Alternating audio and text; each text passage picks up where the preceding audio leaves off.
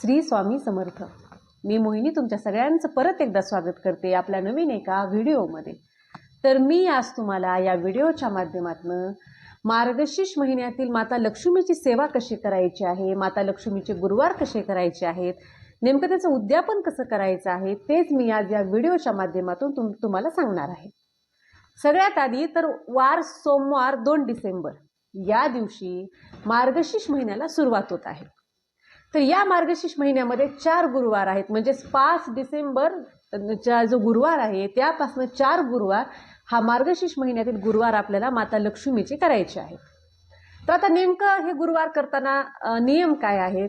नियम असे काहीच नाही आहेत. आपल्याला याची पूजा दुपारी किंवा संध्याकाळी, दिवे लागण्याच्या वेळेला संध्याकाळी तुम्हाला जेव्हा जमल तेव्हा आपल्याला माता लक्ष्मीची पूजा करायची आहे. उपवास आपल्याला करायचा आहे.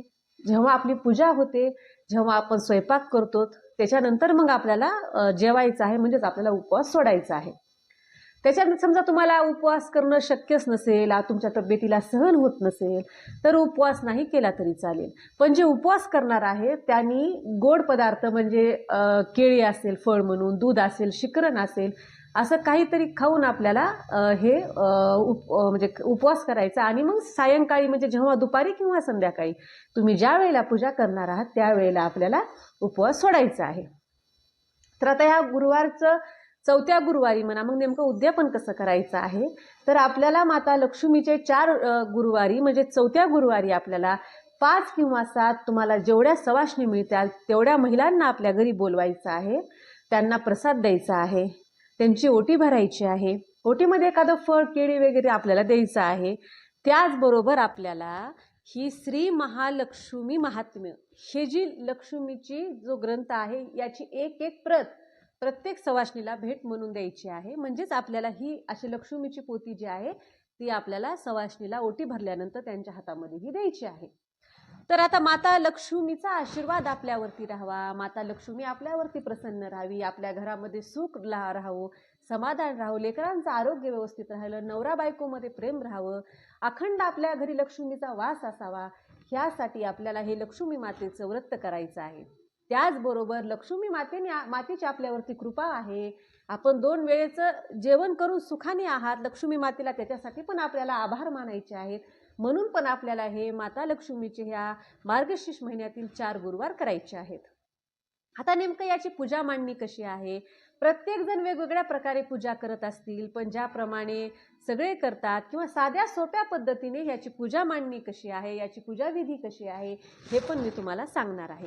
तर सगळ्यात आधी आपल्याला तुमच्या देवघराच्या समोर किंवा म्हणजे घरामध्ये कोणत्याही दिशेला आपण ही पूजा करू शकतो. पूजा करताना आपल्याला लवकर उठून, हातामध्ये सहसा काचेची बांगडी असली तर चांगलं आहे, आपल्याला व्यवस्थित तयार होऊन आपल्याला ज्या म्हणजे ठिकाणी आपण पूजा करणार आहोत ते ठिकाण आपल्याला स्वच्छ पुसून घ्यायचं आहे. त्याच्यानंतर त्याच्यावरती आपल्याला हे अशा प्रकारे चौरंग किंवा पाट आपल्याला ठेवायचा आहे. चौरंग किंवा पाट ठेवल्यानंतर त्याच्यावरती आपल्याला लाल कलरचा कपडा अंतरायचा आहे, कोणतं तरी वस्त्र अंतरायचं आहे. वस्त्र अंतरल्यानंतर आपल्याला माता लक्ष्मीचा फोटो आपल्याला पूजेसाठी ठेवायचा आहे. जर समजा तुमच्याकडे फोटो नसेल, मूर्ती असेल तर मूर्ती पण तुम्ही माता लक्ष्मीची ठेवू शकतो. त्याच्यानंतर पूजेमध्ये कलश ठेवायचा आहे. त्या तांब्यावरती आपल्याला स्वस्तिक काढायचे आहे.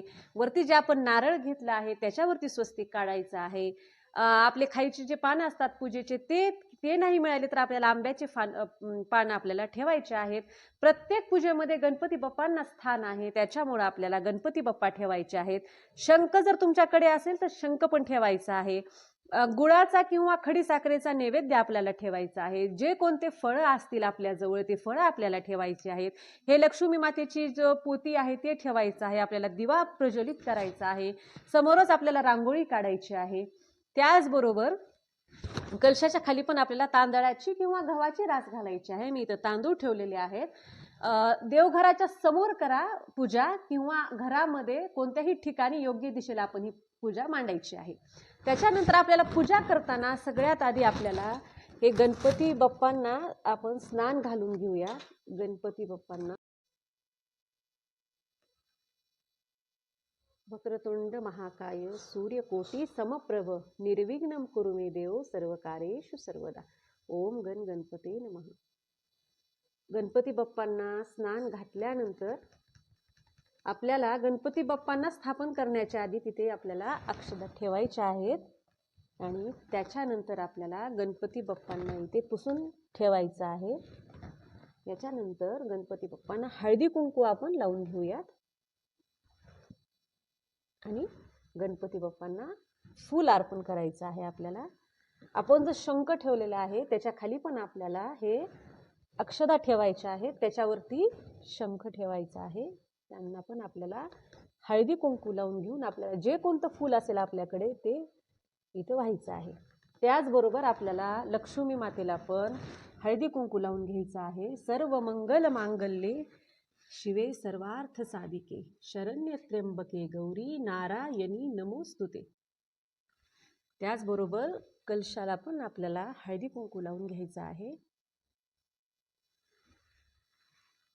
लक्ष्मी मातेला आपल्याला फूल व्हायचं आहे. कलशाला पण आपल्याला कलशावरती पण फूल ठेवायचं आहे. आणि जो आपल्या लक्ष्मीची जी पोती आहे त्याला पण आपल्याला फूल वाहून हळदी कुंकू लावून घ्यायचं आहे. आता आपल्या हे सगळं पूजा झाल्यानंतर आपल्याला ही जी श्री महालक्ष्मी महात्म्य आहे याच्यामध्ये आपल्याला ही इथे दिलेलं आहे त्यांनी पाठीमागं श्री महालक्ष्मीचा जो म्हणजे जो मंत्र आहे तो इथे पोतीवरती दिले. तर पूजा झाल्यानंतर आपल्याला ओम ए श्री महालक्ष्मी नमः हा जो मंत्र आहे तो इथे दिलेला आहे त्यांनी 108 वेळा आपल्याला याचं जप करायचं आहे. हे झाल्यानंतर आपल्याला श्री महालक्ष्मी अष्टक म्हणायचं आहे. आणि हे सगळं झाल्यानंतर मग आपल्याला लक्ष्मी मातेची जी श्री महालक्ष्मी देवीची कहाणी ही आपल्याला वाचायची आहे. कहाणी मंत्र आहे तो इथे दिलेला आहे त्यांनी 108 वेळा आपल्याला याचं जप करायचं आहे. हे झाल्यानंतर आपल्याला श्री महालक्ष्मी अष्टक म्हणायचं आहे. आणि हे सगळं झाल्यानंतर मग आपल्याला लक्ष्मी मातेची जी श्री महालक्ष्मी देवीची कहाणी ही आपल्याला वाचायची आहे. कहाणी वाचणं झाल्यानंतर आपल्याला गणपती बाप्पांची आरती करायची आहे. गणपतीची आरती झाल्यानंतर मग आपल्याला इथे या पोतीमध्ये श्री महालक्ष्मी देवीची आरती इथं दिलेली आहे. खाली श्री महालक्ष्मीची आरती दिलेली आहे. तर आपल्याला लक्ष्मीची आरती करून घ्यायची आहे. आरती झाल्यानंतर मग आपल्याला आपल्या लक्ष्मी मातेला ब्लाऊज पीस आहे, साडी जे काही तुम्हाला जमेल ती आपल्याला ही अशी ओटी आपल्याला लक्ष्मी मातेची भरून घ्यायची आहे. ओटी भरून घेतल्यानंतर मग आपल्याला जो तुम्ही स्वयंपाक केलेला आहे किंवा स्वयंपाकामध्ये जो गोड नैवेद्य आपण केलेला आहे तो आपण लक्ष्मी मातेला तो नैवेद्य दाखवायचा आहे. आणि मग त्याच्यानंतर आपण जेवण करायचं आहे आणि आपला उपवास सोडायचा आहे. आणि शेवटच्या गुरुवारी म्हणजे 4 गुरुवार आहेत म्हणजे चौथ्या गुरुवारी आपल्याला 5 किंवा 7 तुम्हाला जेवढ्या मिळतील तेवढ्या सवाष्णींना बोलून आपल्याला त्यांची ओटी भरायची आहे आणि ही लक्ष्मी मातेची पोती त्यांना द्यायची आहे. तर अशा प्रकारे आपल्याला हे लक्ष्मी मातेचं व्रत अगदी सोप्या पद्धतीने आपल्याला करायचं आहे. आपल्यावरती सगळ्यांवरती लक्ष्मी मातेचा आशीर्वाद राहील, आपल्यावरती लक्ष्मी मातेची कृपा असावी यासाठी आपल्याला हे व्रत करायचं आहे. तर हे अगदी साध्या सोप्या पद्धतीने 4 गुरुवारी आपल्याला हे व्रत करायचं आहे. तर ही माहिती तुम्हाला कशी वाटली हे कमेंटमध्ये मला नक्की सांगा. आणि तुम्ही जर आणखी स्वामींची मोहिनी हे चॅनल सबस्क्राईब केलं नसेल तर नक्की सबस्क्राईब करून घ्या. श्री स्वामी समर्थ. धन्यवाद.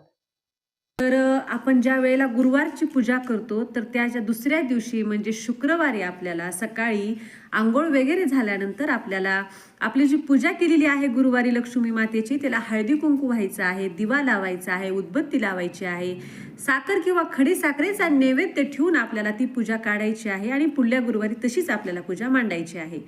त्याचबरोबर जो कलश आपण पूजेमध्ये ठेवलेला आहे तर त्या कलशामध्ये आपण जेव्हा पाणी घेतो, जल घेतो, त्याच्यामध्ये आपल्याला हळदी कुंकू, सुपारी, 1 रुपयाचं नाणं अशा प्रकारे त्या आपल्याला तांब्यामध्ये टाकायचं आहे. श्री स्वामी